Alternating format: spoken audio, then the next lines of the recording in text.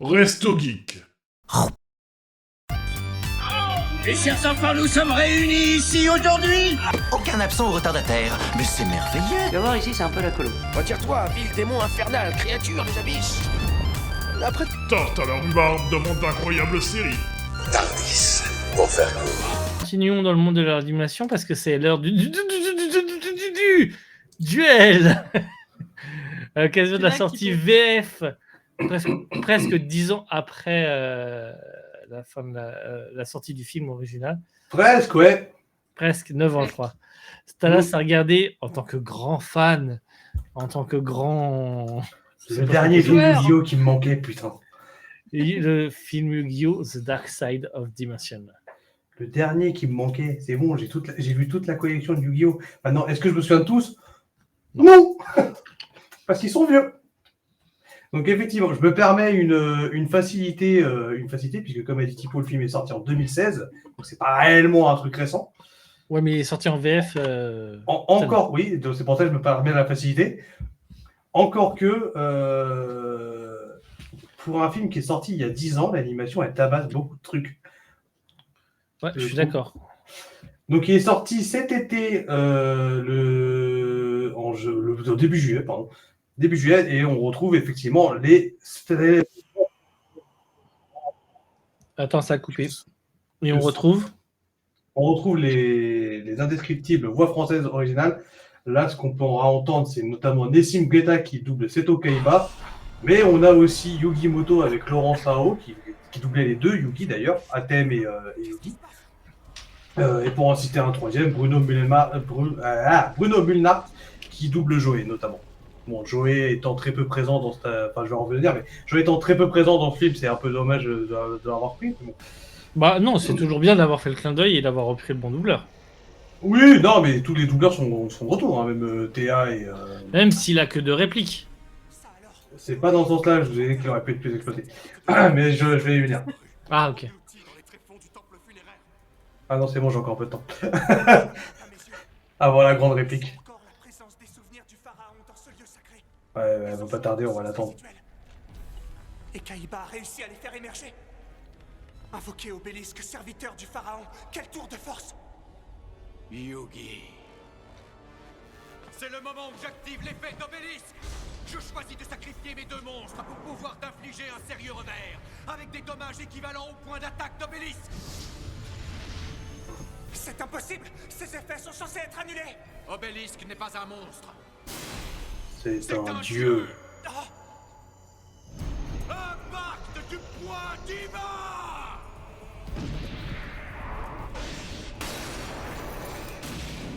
Ah là là là là là là. Ça fait tellement plaisir de les entendre. Le fan. Et encore, vous manquez le premier duel du film, qui est juste incroyablement fantastique et orgasmique. Même si ça se voit que c'est un fantasme, mais je vais en parler. Donc, dans l'histoire, ça se passe juste après la fin du manga Yu-Gi-Oh! Et d'animé, du coup aussi. Donc, au moment où Atem... Oui, je vais spoil. Ça y a plus de 20 ans que ça a terminé. Non. Donc, Atem retourne trouve le repos dans le monde des morts. Kaiba n'arrive pas à se remettre de cette perte de son plus grand rival, donc il essaye de le faire revenir, et une des inventions qu'il a, c'est notamment les duels, on va dire, un peu imaginaires, où en fait, il porte même plus de duel, il porte même plus de duel disque, en fait, c'est son imagination qui fait enfin, c'est l'imagination plus l'informatique, faut pas déconner non plus, qui font les duels. Et il a réussi à créer jusqu'à pouvoir... Ça fait moins de dessins, non? Ça fait moins de dessins. C'est pas pour ça la raison. Non, il y a toujours autant de dessins. Non, mais c'est moins complexe, du coup. Non? Ah bah là, c'est sûr. Mais c'est beaucoup plus marrant. D'ailleurs, les life points sont passés à 8000 d'un coup. Alors que je rappelle qu'à la fin de la série, c'était encore 4000. Ouais, 8000, c'est arrivé après. C'est arrivé avec... Je crois que même dans GX, en soi, c'est des 4000.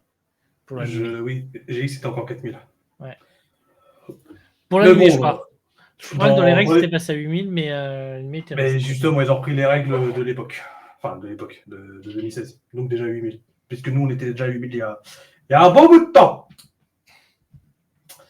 Voilà, donc il y a donc Kaiba, voilà, je vous disais, essaie de de retrouver un rival digne de son nom à un Duel Master, donc notamment à Thème, qui va réussir à créer une copie informatique d'ailleurs, très, alors pas décevante, mais pas authentique, dirons-nous.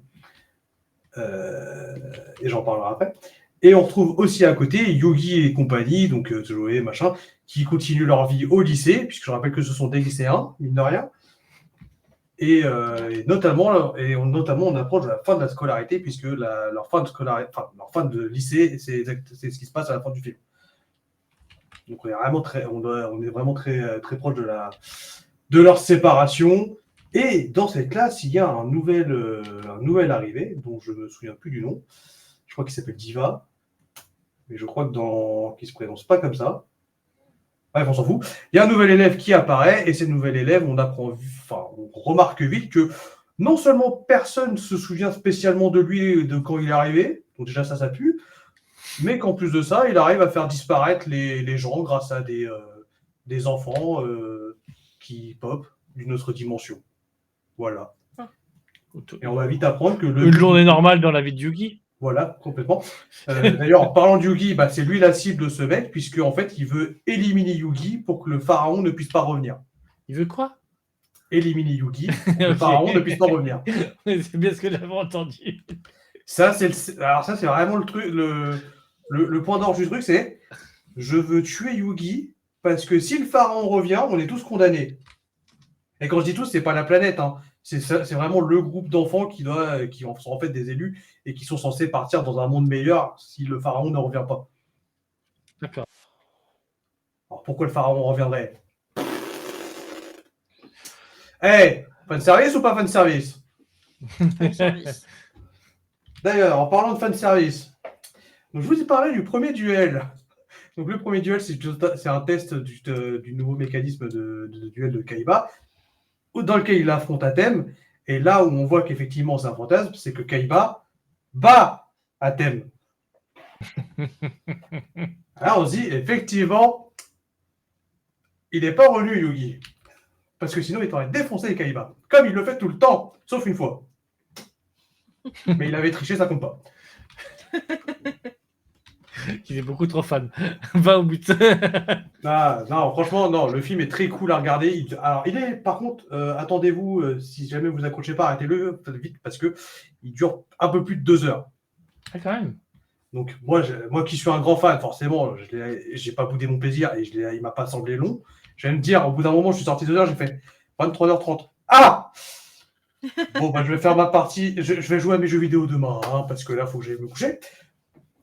Donc voilà, c'est vraiment plaisant. De nouvelles cartes, des cartes peut-être même un petit peu trop pétées pour le nouvel ennemi, qui ressemble beaucoup au Yu-Gi-Oh! Actuel d'ailleurs. Voilà, c'était peut-être un vrai shot en fait. Et alors j'ai pas relu la série malheureusement, mais j'ai trouvé beaucoup d'incohérences, pour en citer quelques-unes. Ça va être la soirée des incohérences, dis donc. Le personnage qui dit aux enfants, qui essaie de sauver les enfants et qui les éduque, c'est Shadi. Et là, pour ceux qui n'ont pas regardé, ils ne savent absolument pas qui c'est. Mais Shadi, il est notamment connu dans le manga Yu-Gi-Oh! Pour avoir transformé en zombie des mecs pour essayer de tuer Yugi et ses potes. Donc, le présenter comme un modèle de vertu, c'était pas la bonne idée. D'autant que, même dans le film, pour sauver les enfants, il tue un mec. Pas très vertueux, tout ça, Donc, d'accord. Juste ça pour dire après, non, mais vous devez être vertueux. Mais t'as le même signe, connard.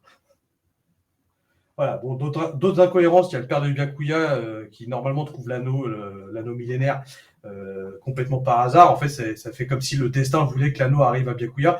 Là, c'est le destin. Non, mais le destin, c'est chiant, les potes. Hein, c'est bon, d'accord. Le destin et la répétabilité de l'histoire, c'est ce qui fait l'histoire de Yu-Gi-Oh! Mais on s'en fout, on va chier dessus. Non, là, c'est le père de Byakuya, il a fait des pieds et des mains pour trouver l'anneau. Et puis, il l'a pas ramené au Japon. Non, il a essayé de se l'approprier. Il est mort en essayant de se l'approprier. Et manque de bol, Byakuya était juste derrière pour récupérer l'anneau. Là, j'ai fait, non, ça marche pas comme ça, non. Mais c'est quoi, c'est une histoire alternative ou... Non, c'est dans la même timeline. D'accord. C'est une suite avec des incohérences. Donc c'est pas trop en parlant encore de l'anneau millénaire, parce que ça c'est un truc qui à la fin du film j'ai fait hein. Donc à la fin de Yugi, la série. À Et- la fin, la demi-lumière revient un petit être poilu au pied poilu qui s'appelle Gollum. Non, c'est pas ça du tout. Ça c'est une autre série. Mais donc à la fin de Yu-Gi-Oh, les objets du Millennium perdent leur pouvoir et sont normalement, on pense en tout cas perdus pour laisser à Atem la possibilité de rentrer dans le monde des morts, après notamment avoir vaincu le grand méchant de l'histoire, et du coup d'avoir purifié tous les anneaux millénaires, enfin tous les objets du Millennium. Bah, dans le film, Atem il serait encore dans le puzzle, et apparemment l'esprit maléfique qui était dans l'anneau aussi, puisqu'il finit par posséder un des gosses. Ouais, ok, ça a l'air Pour chaud, ensuite ça. posséder Diva, qui va se transformer en un être absolument J'ai l'impression qu'il dégueulasse. faut regarder le film sans se rappeler de la série. Dis donc, si tu te rappelles de la série comme moi, tu fais un. Ouais, c'est bien ça. Faut Bon, regarder je le vais film, continuer. Je vais continuer, parce que là, on est à 2h45. Je vais continuer. Mais arrêtez d'abuser. Bon, d'accord. Et je termine sur un dernier abus qui va faire baisser la note. Au bout d'un moment, Atem apparaît quand même. Parce que, au bout d'un moment, c'est qui le héros? C'est pas Yugi, c'est Atem. Faut arrêter de déconner. Donc, Atem finit Ah par bon revenir sur Terre. Il s'appelle pour pas sauver tout le Yu-Gi-Oh? monde. Si, ça s'appelle Yu-Gi-Oh! D'ailleurs, Yu-Gi-Oh! Ça veut dire le roi Yugi. On peut traduire ça comme ça. Ou le roi des jeux. Bref. Et donc, du coup, Atem apparaît. Et manque de bol, on n'a pas le droit à la fantastique musique de Yu-Gi-Oh! Passionate Duelist. Le nom de la chanson, ça s'appelle. Passionate Duelist, c'est celle qui s'enclenche à chaque fois que Yugi, ou c'est en VF, j'ai un doute, je sais pas s'ils le mettent, mais en VO, c'est celle qu'on entend en fond à chaque fois que un personnage principal joue la carte qui fait gagner le duel, elle s'enclenche et c'est magnifique. Mais là, elle s'est pas mis. Ouais. C'est un peu comme la dernière preuve que tu présentes dans Phoenix, quoi. Ouais, c'est un peu ça. J'avoue que c'est dommage. C'est dommage. Et là, j'ai fait. La musique jusque-là était parfaite. À chaque scène, je faisais c'est bien, c'est pas mal, c'est des nouvelles. Là, j'ai fait. Par contre, il y a un moment, je sais qu'il va arriver dans le film, je le sais, je sais pas quand, mais je sais qu'il va arriver. Je veux cette musique. Ils l'ont pas mis. Et bah, refais le montage. Hein. Et bah, du coup, ça te fait quelle note pour Yu-Gi-Oh! Parce que ça a l'air mitigé. En tant que fan, 9 sur 10. Maintenant, si je quitte le mode fan, j'irai plutôt un 6. Allez, Bah, entre 5 et 6. Ça va. Parce que l'animation est absolument top, les musiques sont géniales. Ouais, l'animation, par contre, vous avez vu quand on a passé le trailer. J'ai Alors, trouvé. Non, l'extrait, pardon. C'est propre pour 2016. c'est extrêmement propre. Le film a été extrêmement bien travaillé, ça se voit. Alors, je sais pas si j'ai pas recherché, mais je sais plus si en 2016 il s'est passé un truc spécial dans Yu-Gi-Oh, mais je crois pas. Ce genre de film, il aurait eu ou de série d'ailleurs, aurait eu son apogée là maintenant avec le quarter de Je me demande si j'ai pas lu qu'il était sorti au cinéma au Japon. Il est sorti au ciné comme beaucoup de films Yu-Gi-Oh. Ouais, c'est ça. Donc forcément un peu plus de qualité quand même quand tu pars au cinéma. Non, mais la qualité est très très bonne. Donc j'allais dire la VO. Oui, bon, la VO elle a été faite il y a 10 ans, donc ça va, elle n'a pas trop changé par rapport à la série. Et la VF, bon, on sent quand même que les voix ont vieilli, mais ça va. Franchement, ça va.